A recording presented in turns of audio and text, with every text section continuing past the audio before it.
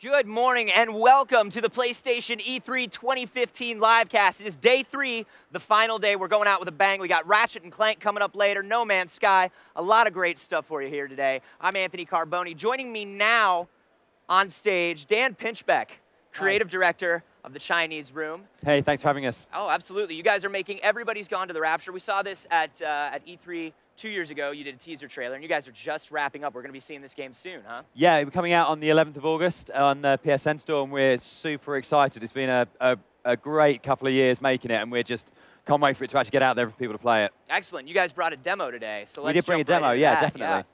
Now, this has been a game that a lot of people have been trying to pin down. You guys are known for kind of making things mysterious. Yeah, so Rapture is it's an open-world, story-driven science fiction mystery. And that means that it's very hard to talk about, because what we want to do is have you go in not really knowing anything, what's happened in this valley, has the world ended, what's happened to it, where have the people gone, who are you, why are you there?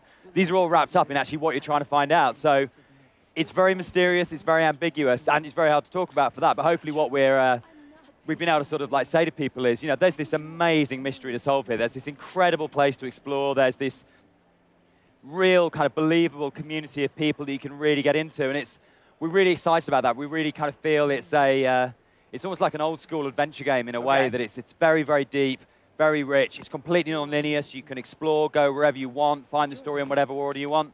So you have a lot of freedom as a player, and that's really exciting to us. Excellent. So where are we starting off here? What is this area? So where we are now is we're on the outskirts of the village of Yorton, which is at the center of the valley where we are. And this is one of 6 major areas where you can find the story. And what's just happened is, as we move around the valley, we find these strange phenomena, these balls and traces of light.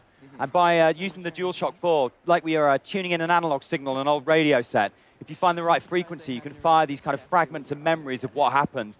And as you move around the valley, you're finding all these different pieces of story. And really, it's down to you. It's like a giant jigsaw puzzle that you're then putting together the pieces of and gradually trying to figure out what happened.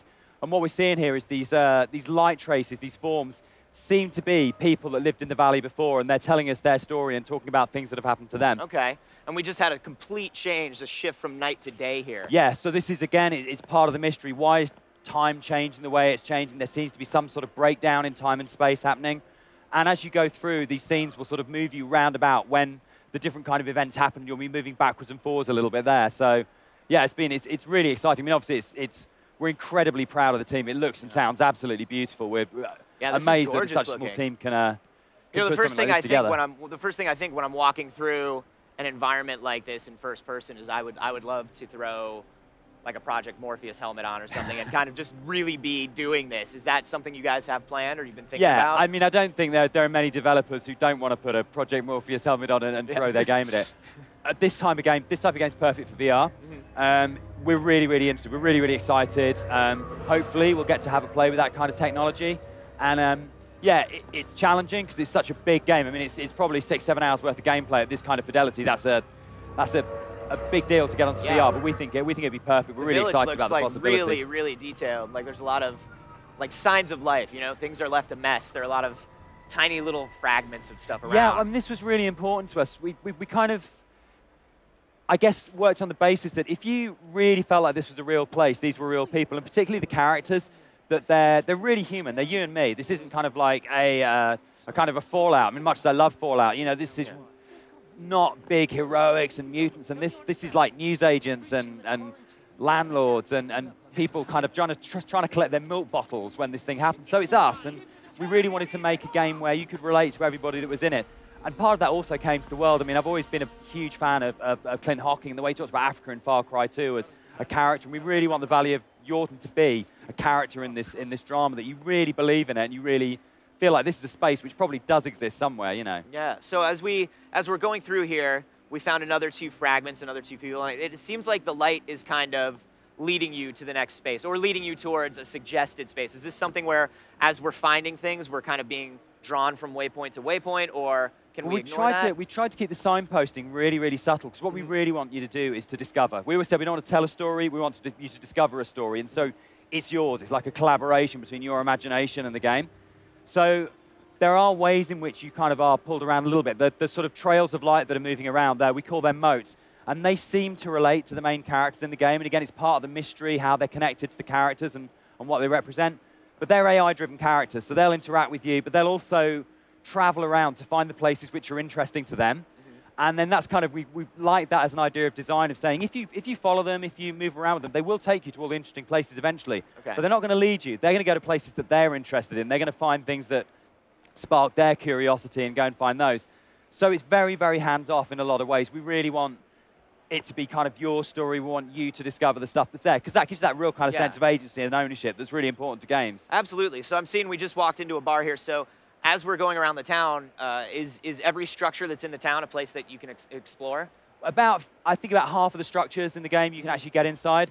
And that's as much about trying to make sure that it's not just this kind of, it's not too big and you don't lose track of where things are. So you can probably go into about 50% of the houses. There's stations, pubs, there's a holiday camp, there's a farm. It's quite a diverse world, and we've really tried to make sure that you have as much access to as much of that is going to work with the game. And you guys worked on the second Amnesia game. That's right, yeah. So you guys are familiar. You do a lot of stuff with physics and object manipulation and things like that in Amnesia. Are we seeing that sort of environmental interaction in Everybody's Gone to the Rapture? Not to the same extent. I mean, primarily because of the scale of the world, and you know, it's non-linear, it's open world. You start putting in kind of like, oh, every object's got physics, and then it runs at like 2 frames a second, and no one has a good time. There's definitely sort of more interaction than there was in, say, like in Dear Esther. So not only are you kind of being encouraged to explore spaces, but also part of the mystery is there's something going on with signals. So radios, TVs, computers, phones, anytime you see any electronic device that can carry a signal, it might be holding content. It might be holding more clues to the story. Okay. So we're really encouraging you as a player to go out, and everything should be explored. There's an awful lot of environmental storytelling detail in there as well. The books people are reading, the cars they drive, the furnishings in their house, there's clues buried everywhere. So it's really pretty deep. We kind of definitely tried to work off that of going, it's not very complicated mechanically, so if you're a casual gamer, you can get in and you can play it very, very easily. But if you're more sort of like me and you're a real sort of hardcore RPG player, there's an awful lot of deep story in there to really keep you engaged and interested.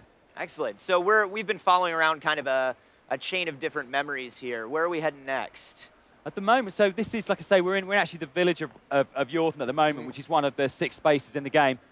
Each space, depending on how long you spend in it, how much you try and find, you've probably got maybe between 45 minutes to an hour and 15 minutes worth of gameplay in there.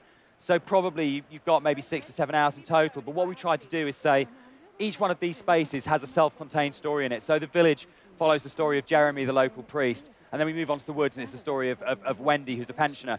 But it means if you want to sit down and play the whole thing as a big, major kind of like heavy game session, you can do the whole thing as one. Or you've actually got almost like short stories you can pick up, you can put it down, go away. After about an hour of play, you've kind of wrapped something up, and then you can move on. And it's also, because of the non-linearity, you can just move backwards and forwards between all of those spaces as you want. There's no requirement for you to be forced down a linear path, which was something we really wanted to look at as like an evolution of this kind of game, that they tend to be quite linear. And the games we've made like this have been pretty linear, and the story kind of drops in front of you. And we were looking at it and going, I've been playing a lot of Skyrim, a lot of Red Dead Redemption. What would this kind of game feel like in a completely non-linear open world space? That's got to seem like it's a really cool thing to explore. Yeah. So yeah, so if we headed out along this road, we'd eventually come to the woods and then down onto Appleton's farm to Lakeside Holiday Camp. We could cut across the fields along the back paths and bypass some of those and end up in another part of the world. We can come back to this village at any point. If we go further down, we maybe find a clue later on in the world and we think, hey, I remember I was at Robert Graves' garage, and now I know a little bit more about Robert. You can loop right back here, come back in, reinvestigate it, and see if that helps you find more clues about what's happened to Robert in the game as well. So it's exciting. So as I'm trying to kind of wrap my head around sort of goals and objectives for me as a player here, so I find out about Robert and I go back to his garage to find something. Is there something physical within the gameplay that I'm trying to unlock, or things that are walled off to me, or anything like that? There's no gating in the game. Okay. So you could play right through and get to the final kind of part of the game, the 6th location, without actually completing the previous 5. You just walk. You just walk right right there. And you can get there and you can unlock it and you're through. Yeah. And we've always said our job is to inspire you to want to play the game, not force you to play it. And we've got to inspire you to want to engage with the story and the mystery, but we're not ever going to sit there and go, well, you can't have this until you've done that. Right. You can have everything. So you could potentially just walk through the world and get to the end, but you're not going to know what you're seeing at the end because you don't have Yeah. any of that context Right, in the story. yeah. And that's interesting as well because it's non-linear. And where we're finding these scenes and where we're finding these characters, the story takes place over 4 days. And this is where those people were at that point. So there's a lot of kind of like, we did a lot of narrative logic in there of thinking, well, you know, if Lizzie's at the holiday camp at 7 in the morning, there's no way she can be in the pub by 8:30. So we can't put that scene here, and you kind of juggle stuff around. But it's like I said, it's a big story jigsaw. So you're really putting together those pieces. And then hopefully it is something where, you know, if we've done our job right, that you are going to want to explore everywhere you can go to. You're going to want to pick up every phone, turn on every radio, check out every book, read every single poster, because everything gives you more. And it just makes the story more and more rounded, more and more deep, and more engaging. But yeah, no, you can just, it was quite important to us as well. You can just be in the world. We have an extraordinary score on the game. Jessica Curry, who did the music for Dear Esther and Amnesia for Machine for Pigs, Right. who's our co-director, has, I think, taken, for me, it's one of the best game soundtracks I've ever heard. I'm kind of slightly biased, but I still think it's certainly going to be a standout Well, it means something soundtrack if you've been of this hearing it year. every day for 2 years and you're not tired of it. That's It's something. extraordinary. And that means as well that, you know, if you want to loop back over an area that you've maybe been through and you think you've engaged with the story, there's a procedural audio system. The music's tied to that. So just being in the world is incredibly engaging and really amazing, just an amazing place to spend time in. And for me, obviously, we want people to really love the story. We want people to love the game. If people just want to spend time in this environment because it's a beautiful, amazing environment to spend time in, that's great. Then we've also, you know, we've done our job on that side as well.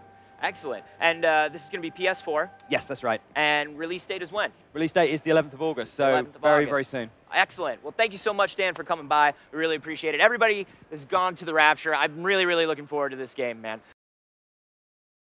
PlayStation